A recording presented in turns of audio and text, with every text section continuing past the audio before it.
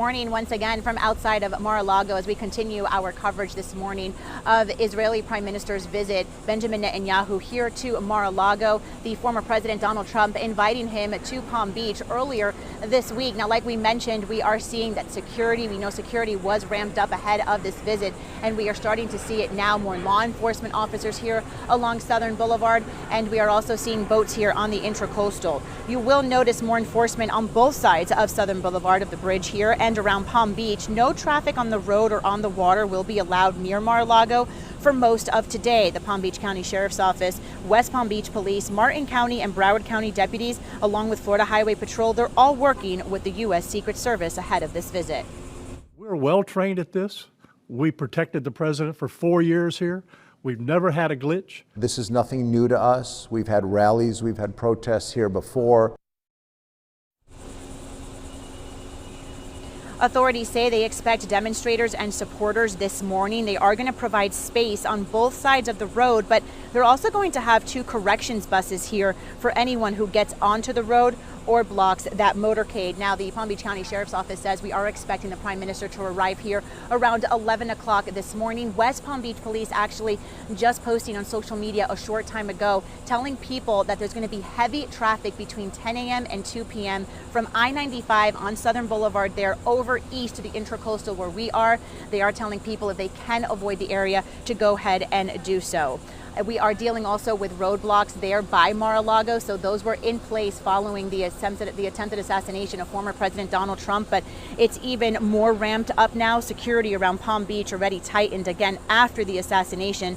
Those closures impact the intersections of South County Road and South Ocean Boulevard, down over to the traffic circle where Southern Boulevard and South Ocean Boulevard connect. Only people who live on Palm Beach and service providers will be able to access that area, and they will, of course, have to show proper identification in order to get through. Now, Netanyahu's visit here to Palm Beach comes one day after he sat down with President Joe Biden and also presumptive Democratic nominee, Vice President Kamala Harris. Both Biden and Harris saying that they urge the Prime Minister to accept a ceasefire deal and find a way to release more people being held captive by Hamas. He and President Biden also met privately with families of American hostages. Meanwhile, the vice president says she had a, quote, frank and constructive conversation with Netanyahu, affirming Israel's right to defend itself, but also expressed deep concern about Gaza's humanitarian crisis. Now, these meetings, Netanyahu has been here in the U.S. since Monday. These meetings are all part of his attempt to try and get more American support for his country's war there in Gaza, the war with Hamas. Israel's leader was received by a joint session of Congress on Wednesday. He received a warm welcome. During his speech, Netanyahu defended the war in Gaza and condemned American protesters. This as thousands gathered at the nation's capital to condemn the war and the humanitarian crisis. Some of those demonstrators clashing with police as well. Back inside the Capitol, Netanyahu praised both President Biden and former President Donald Trump.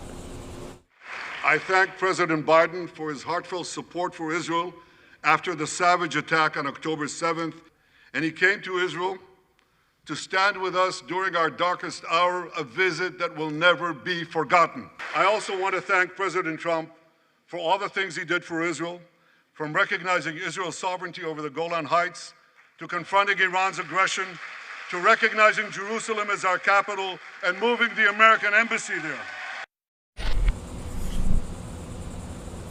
We want to continue our live team coverage this morning with our Caleb Califano live at the Palm Beach County Convention Center. Caleb, once the president wraps up here with the Prime Minister, he will be heading to an event there in West Palm Beach later on today.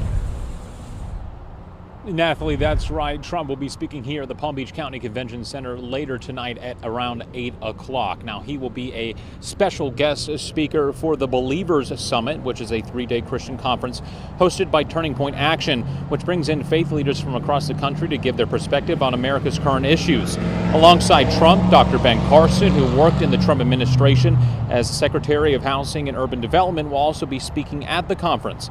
Now, after tonight, Trump plans to leave Florida and head to St. Cloud, Minnesota to hold a rally alongside Vice Presidential nominee J.D. Vance. That will be tomorrow at 7 p.m. Again, Trump plans to speak here at the Convention Center tonight at 8 o'clock. WPBF 25 News will be inside the Convention Center when that speech happens, and we'll keep you updated as the night goes along. For now, we're live in West Palm Beach. Caleb Califano, WPBF 25 News. Caleb, thank you so much. You can count on WPBF 25 for complete and timely coverage of the Prime Minister's visit here to Mar-a-Lago. We will be here throughout the morning leading up to his arrival here in South Florida. Stephen Taylor, like I said, we are starting to see more security there. We actually just saw 2 more Broward County Sheriff deputies make their way across the bridge here. So as the visit gets closer, again, we're hearing 11 o'clock this morning, we're definitely going to see more security and also possibly some large crowds gathering here. Back over to you guys. Natalie, definitely expecting it to get busier. Thank you so much for your reporting. We'll check in with you later, of course.